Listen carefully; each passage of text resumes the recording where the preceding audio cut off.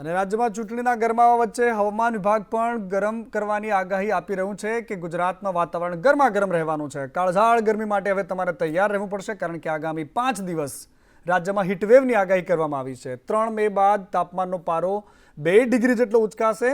તો સૌરાષ્ટ્રના વિસ્તારોમાં યલો એલર્ટ જાહેર કરવામાં આવ્યું છે। પ્રવાસન સ્થળોમાં ખાસ કરીને દીવમાં ઓરેન્જ એલર્ટ આપવામાં આવ્યું છે। સાથે જ દીવમાં સિવિયર હીટવેવની પણ આગાહી કરવામાં આવી છે। આ ઉપરાંત સૌરાષ્ટ્ર અને કચ્છના દરિયા કિનારાના વિસ્તારોમાં ડિસ્કમ્ફર્ટ જાહેર કરવાયા છે, કારણ કે અહીંયા ગરમીનો પારો ઊંચો રહેવાનો છે। પાટનગરમાં પણ તાપમાન વધવાની આગાહી કરી છે, એટલે કે ગાંધીનગર અને અમદાવાદમાં પણ જબરદસ્ત ગરમી રહેવાની આગાહી થઈ રહી છે। અમદાવાદમાં પારો 43 ડિગ્રી સુધી જવાની આશંકાઓ વ્યક્ત કરાઈ રહી છે। જબરદસ્ત તપવાનો છે પારો, સૌએ તપવા માટે તૈયાર રહેવું પડશે। अहमदाबाद में तापमान 40.3 डिग्री सेल्सियस तथा गांधीनगर में 40 डिग्री सेल्सियस तापमान रहा है। अगले 5 दिनों के लिए जो है सौराष्ट्र कच्छ के जो है कुछ हिस्सों में जो है आइसोलेटेड प्लेसेस में जो है हीट वेव वार्निंग दी गई है, जिसमें से दीव में जो है अगले 5 दिनों के लिए सीवियर हीट वेव वार्निंग जारी की गई है, जिसमें तापमान जो है नॉर्मल से 6.5 या उससे ऊपर रहने की संभावना है डिपार्चर में। अगले 5 दिनों के लिए हॉट एंड ह्यूमिड डिस्कम्फर्ट बना रहेगा। सौराष्ट्र कच्छ जो मेनली मुख्य तौर पे जो सौराष्ट्र कच्छ एरिया के जो कोस्टल एरियाज़ हैं उसमें जो है हमें 4-5 दिनों के लिए हॉट एंड ह्यूमिड डिस्कम्फर्ट भी जारी किया। हजी आवनारा दिवसमां पण आ तापमान अने हीटवेवमांथी आपणे कोई राहत मळे तेवी शक्यताओ देखाती नथी, जेमां खास करीने आवनारा 3 दिवस जेमां 2, 3 અને 4 મે મહિનાની 2, 3 અને 4 મે આ 3 દિવસ એવા હશે કે જેની અંદર સૌથી ઊંચું તાપમાન જોવા મળશે, જેની અંદર ખાસ કરીને તાપમાન છે એ સરેરાશ 41 ડિગ્રીથી લઈ અને 44 ડિગ્રીની રેન્જમાં જોવા મળે તેવી શક્યતાઓ છે। અને આકાશમાંથી ગરમી પડવાની છે, ગરમ ગરમ લૂ વરસવાની છે, અને બીજી બાજુ ગુજરાતમાં ગરમ ગરમ રાજનીતિ પણ રહેવાની છે, કારણ કે હવે 2 દિવસ આવતીકાલથી પ્રધાનમંત્રી મોદી ગુજરાતના પ્રવાસે આવી રહ્યા છે। 2 દિવસ સુધીનો એમનો પ્રવાસ છે। ગુજરાતમાં 2 દિવસની મુલાકાત દરમિયાન તેઓ વિવિધ 6 સ્થળો પર સભાને સંબોધન કરવાના છે। આ 6 સભાઓમાં કુલ 14 લોકસભાની બેઠકોને આવરી લેવાની આખો પ્લાન છે।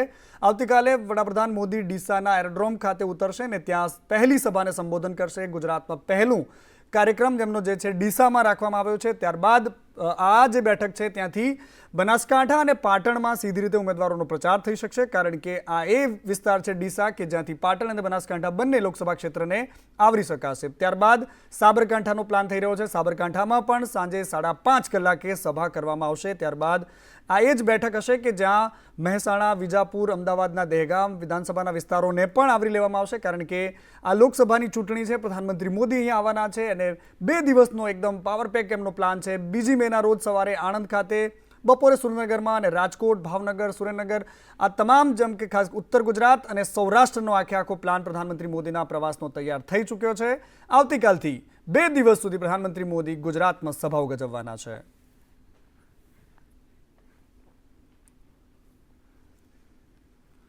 અને લોકસભાની ચૂંટણીનો પ્રચાર હવે અંતિમ ચરણમાં પહોંચ્યો છે અને પ્રધાનમંત્રી મોદી પણ 2 દિવસ ગુજરાતમાં સભાઓ સંબોધન કરવાના છે। આગામી 2 મેના રોજ જૂનાગઢમાં સભાને સંબોધિત કરશે। જૂનાગઢના કૃષિ યુનિવર્સિટીના મેદાનમાં વડાપ્રધાન નરેન્દ્ર મોદીની સભાની તૈયારીઓ થઈ રહી છે। મોટી માત્રામાં અહીંયા લોકો હાજર રહે તેના માટેની તૈયારીઓ થઈ ચૂકી છે।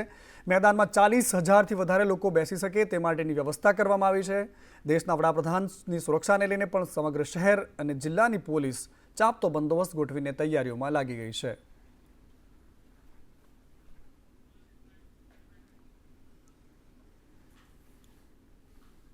અને પ્રધાનમંત્રી મોદી ભાજપનું બ્રહ્માસ્ત્ર છે, કારણ કે પ્રધાનમંત્રી મોદી જ્યારે અહીંયા પોતાના વતનમાં આવે છે તો એમના સમીકરણો બદલી નાખે છે। પરંતુ બીજી બાજુ સૌથી ચર્ચિત બેઠક છે રાજકોટ, અને એ બેઠકને લઈને એક મોટા સમાચાર છે કે પાટીદાર સમાજ હવે ખુલીને પરસોત્તમ રૂપાલાના સમર્થનમાં આવ્યો છે। 4 મેના રોજ પાટીદાર સંમેલન મળવાનું છે, જેમાં કડવા અને લેવા પાટીદારો સામેલ થશે। આ એક મેસેજ આપવાની કોશિશ કે બીજી બાજુ ક્ષત્રિયોનો જે વિરોધ ચાલી રહ્યો છે, આ બધાની વચ્ચે રૂપાલાના સમર્થનમાં હવે બંને સમાજના લોકો, એક જ સમાજ છે એમ તો, પરંતુ 2 કડવા અને લેવા સમાજના જે લોકો છે એ એક જ સાથે એક જ મંચ પર જોવા મળશે। શક્તિ પ્રદર્શન થશે, કારણ કે અહીંયા મોટી સંખ્યામાં જે સુરતમાં રહેતા ઉદ્યોગપતિઓ હોય છે કે અમદાવાદના ઉદ્યોગપતિઓ રહે છે, એ તમામ ઉદ્યોગપતિઓ અને વેપારીઓ પણ આ કાર્યક્રમમાં હાજર રહેવાના છે। દમખમ સાથે આ કાર્યક્રમ થવાનો છે।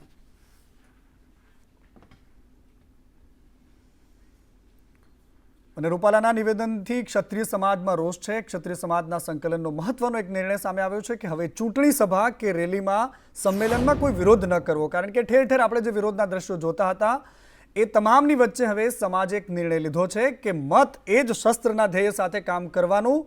ક્ષત્રિય સમાજ અસ્મિતા સંમેલન લોકશાહીના ઢબે ચાલુ રહેશે. આમાં મૂળ વાત એ છે કે હવે જે ભારતીય જનતા પાર્ટીના નેતાઓના વિરોધ થઈ રહ્યા હતા, ઉમેદવારોનો વિરોધ થઈ રહ્યો હતો, એ વિરોધ નહીં કરવાનો, માત્ર મતદાન થકી વિરોધ કરવાની વાત આજે જાહેર કરાઈ છે.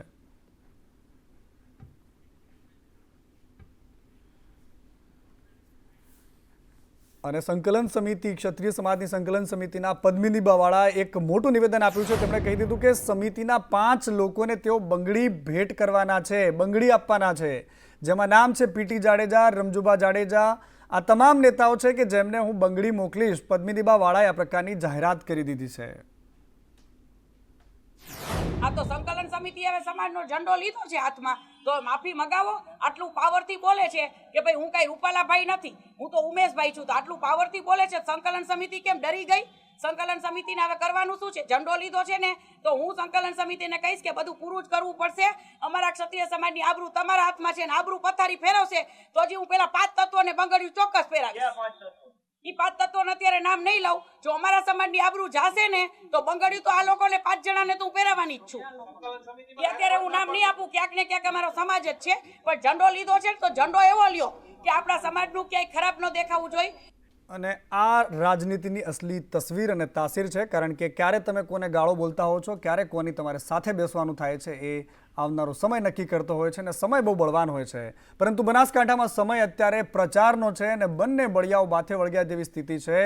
ચૂંટણીના પ્રચારમાં જ્ઞાનીબેન ઠાકોર જબરદસ્ત ભાષણોથી વિવાદમાં રહે છે, કારણ કે અમીરગઢમાં એક સભાને સંબોધન કરતાં તેમણે ભાજપ અને બનાસ ડેરીના સત્તાધીશો પર પ્રહાર કર્યા. પ્રચાર માટે આવતા ભાજપના લોકોને આંખ બતાવીને કાઢી મૂકવાની તેમણે સલાહ આપી. સાથે જ કહ્યું કે પહેલા ગાંધીજીવાળું કરજો, ન માને તો ભગતસિંહવાળી ને મહારાણા પ્રતાપવાળી પણ કરતા રહેજો. પ્રહાર કરતાં તેમણે ડેરી અને બેંકના કર્મચારીઓને નફ્ફટ પણ કહી દીધા. અને આ જ મામલે હવે ત્યાં બનાસની રાજનીતિ ગરમ થઈ ગઈ છે. ડીસાના ધારાસભ્ય પ્રવીણ માળીએ કહી દીધું કે આ દૂધ ઉત્પાદકોનું અપમાન છે, કારણ કે એમણે દૂધ ઉત્પાદકોની સંસ્થાને નફ્ફટ કહી દીધી છે.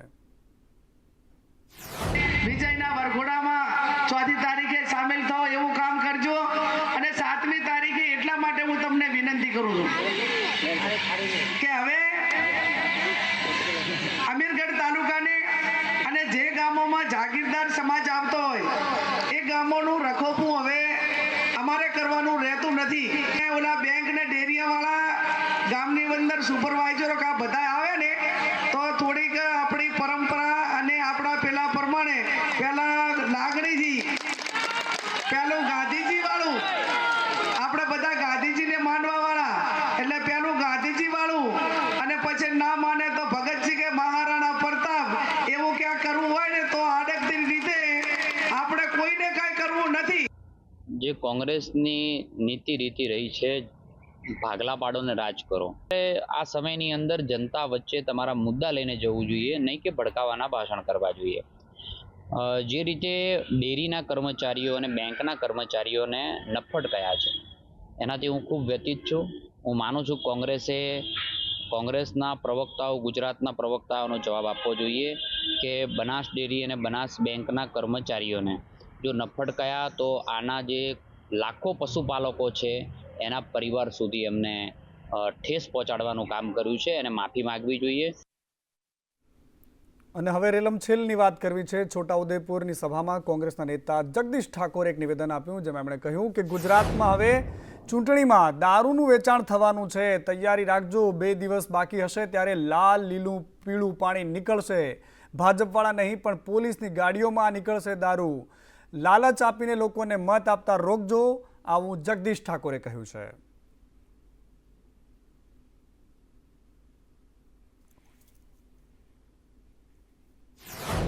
બે દાડા બાકી હશે, પાણી ઉતરશે. લાલ લીલું પાણી ભાજપ વાળો વેચવા નહીં નીકળે, પોલીસની ગાડીઓમાં આવશે. અને બીજી બાજુ કેન્દ્રીય ગૃહમંત્રી અમિત શાહ ગુજરાતમાં છે, સહકાર મંત્રી પણ છે તેઓ, અને સાબરકાંઠામાં આજે હોદ્દેદારો સાથે બેઠક કરી હતી. ગાંધીનગરના પથિકાશ્રમ હોટેલ ખાતે બેઠકનું આયોજન કરવામાં આવ્યું. સાબરકાંઠાના તમામ હોદ્દેદારો એમાં હાજર હતા. ગૃહ રાજ્યમંત્રી હર્ષ સંઘવી પણ આ બેઠકમાં હાજર છે. લોકસભા બેઠકની રાજકીય સ્થિતિ અંગે તાગ મેળવવાના પ્રયાસો થઈ રહ્યા છે. આ બેઠક સાબરકાંઠા માટે છે કારણ કે સાબરકાંઠામાં ઉમેદવાર બદલ્યો ભારતીય જનતા પાર્ટીએ, અને કોંગ્રેસી મૂળના નેતાના પત્નીને ટિકિટ આપી શોભનાબેન બારૈયાને, અને એના કારણે ભારતીય જનતા પાર્ટીના નેતાઓ મોટી સંખ્યામાં નારાજ હોવાની વાત આવી. પહેલીવાર ગુજરાતમાં કમલમની બહાર પોલીસના પહેરા જોયા, અને આ જ પરિસ્થિતિનો તાગ મેળવવા માટે હવે ખુદ કેન્દ્રીય ગૃહમંત્રી અમિત શાહ અહીંયા બેઠક આગેવાનો સાથે કરી રહ્યા છે.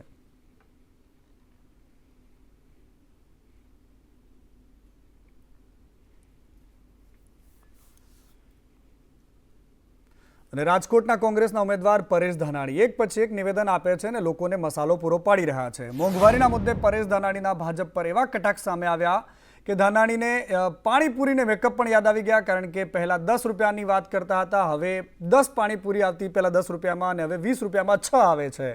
મોંઘવારી એટલી વધી ગઈ છે, મહિલાઓને હવે કટકી પણ નથી કરી શકતી. 6 રૂપિયામાં મળતી લિપસ્ટિક હવે 10 રૂપિયામાં મળે છે. પરેશભાઈ ધાનાણી પોતાના અંદાજમાં આ પ્રકારે મોંઘવારીનો મુદ્દા સાથે મહિલાઓ સાથે સંવાદ કરતા હતા.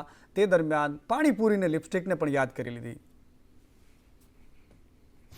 આજ હવારમાં રોડ શો કરવા નીકળ્યો ને એક પાણીપુરીની લારીએ બહુ બધી બેનું પાણીપુરી ખાતી હતી. મેં ઊભી રાખીને પૂછ્યું કે બેન પાણીપુરીની ડીશના કેટલા? તો કે 20. એટલા જ છે કે નહીં? પેલા કેટલામાં મળતી હતી?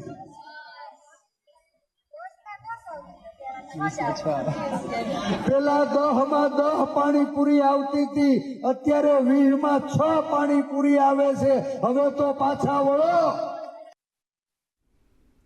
મુદ્દો મોંઘવારીનો હતો અને ધાનાણી પોતાના અંદાજમાં વાત કરી રહ્યા હતા. પરંતુ બીજી બાજુ ભારતીય જનતા પાર્ટીના પ્રદેશ પ્રમુખ CR પાટીલનું એક નિવેદન સામે આવ્યું, જેમણે કહ્યું છે કે આ વખતે 400 પાર બિલકુલ થવાનું છે, કારણ કે પ્રધાનમંત્રી મોદી ખુદ જણાવી રહ્યા છે કે ઇસ બાર 400 પાર, એટલે એમાં કોઈ જ મિનબેક નથી કે આ વખતે 400 બેઠકો ન મળે. 2014માં પ્રધાનમંત્રી મોદીએ 283 સીટ મળી હતી. બીજી વાર જ્યારે PM બન્યા તો 303 બેઠક મળી હતી, અને આ વખતે 400 પાર જવાનું છે.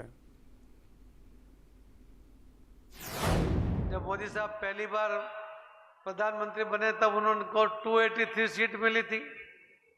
दूसरी बार जब बने तो 303 सीट भारतीय जनता पार्टी को मिली थी.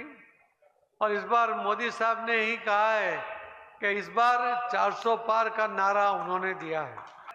जितनी बड़ी संख्या सांसदों की सरकार में होगी उतना कड़क निर्णय, अच्छा निर्णय लोकहित में वो ले सकते हैं.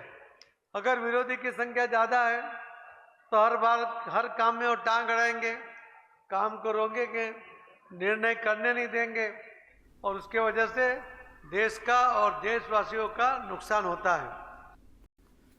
Welcome back. અને હવે વાત કરવી છે કે કેન્દ્રીય ગૃહમંત્રી અમિત શાહના એક વિડીયોને કેવી રીતે તોડી મરોડીને પેશ કરવામાં આવ્યો, અને વિડીયો બનાવનારની હવે ધરપકડ થઈ ગઈ છે. 2 આરોપીઓ અમદાવાદમાંથી જ પકડાયા છે. RB બારિયા નામના પ્રોફાઇલ પરથી અમિત શાહનો વિડીયો વાયરલ કરવામાં આવ્યો હતો. ચૂંટણી પરિણામોને અસર કરતી પોસ્ટ વાયરલ કરવામાં આવતા ક્રાઇમ બ્રાન્ચે સતીશ વણસોલા અને RB બારિયાની ધરપકડ કરી છે.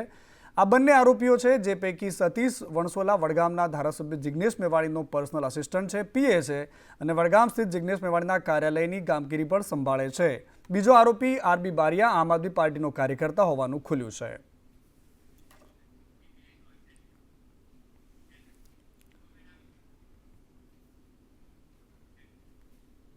અને પોરબંદરમાં ડ્રગ્સ સાથે ઝડપાયેલા આરોપીઓના 5 દિવસના રિમાન્ડ મંજૂર કરી દેવામાં આવ્યા છે. ₹600 કરોડના 86 કિલો ડ્રગ્સ સાથે 14 પાકિસ્તાની આરોપીઓ ઝડપાયા હતા, જેથી પૂછપરછ માટે પોરબંદર કોર્ટ દ્વારા તમામ આરોપીઓના રિમાન્ડ મંજૂર કરવામાં આવ્યા છે.